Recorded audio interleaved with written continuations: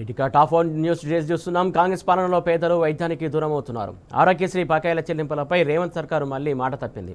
ప్రతి నెల నిధులు విడుదల చేస్తామని ఆరోగ్య శాఖ మంత్రి, health secretary, Aarogyasri trust CEO ఇచ్చిన హామీ నీటి మూటగానే మారిందని ఆరోగ్యశ్రీ నెట్వర్క్ దవాఖానాలు ఆవేదన వ్యక్తం చేస్తున్నాయి.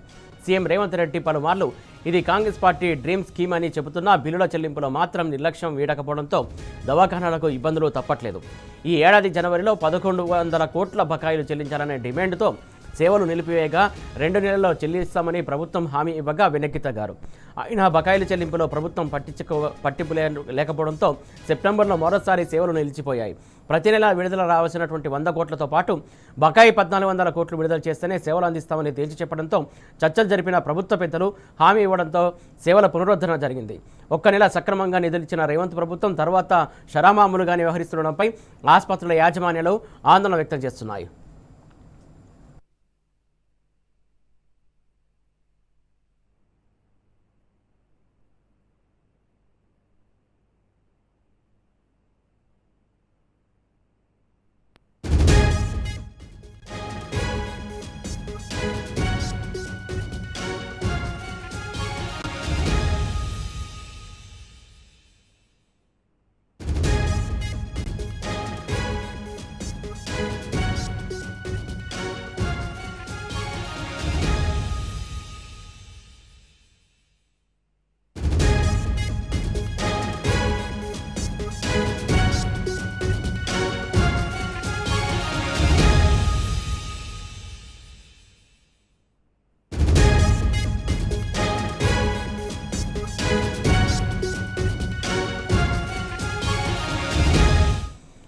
ఇటు ఆరోగ్యశ్రీ సంబంధించి పెద్ద ఎత్తున బకాయిలు ప్రభుత్వం బాకీ ఉంది. దీని నేపథ్యంలో సేవలు నిలిచిపోయినటువంటి సిచ్యువేషన్ కనబడుతుంది. దీనికి సంబంధించి మాకు మరింత సమాచారం మా కరెస్పాండెంట్ అరవింద్ అందిస్తారు. అరవింద్, చెప్పండి.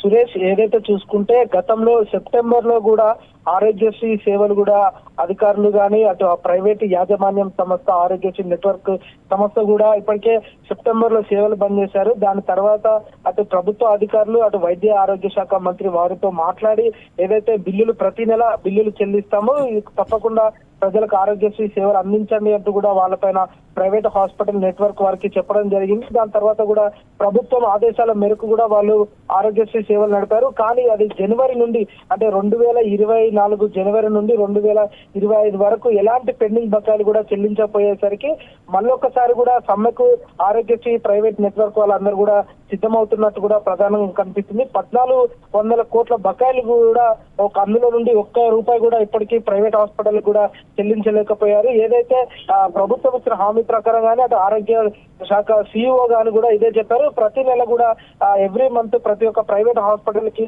100 కోట్లు రిలీజ్ చేస్తాము.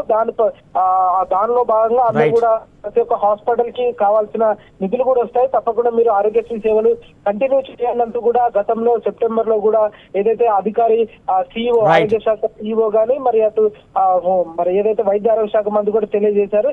ఏదేమైనప్పటికీ కూడా రానున్న రోజుల్లో మాత్రం జనవరిలోగా ఆరోగ్యశ్రీ పెండింగ్ బకాయిలు చెల్లించకపోతే రాష్ట్ర వ్యాప్తంగా కూడా సేవలు మరోసారి నిలిపివేస్తామంటూ కూడా ప్రైవేట్ హాస్పిటల్ యాజమాన్యం తెలియజేస్తారు.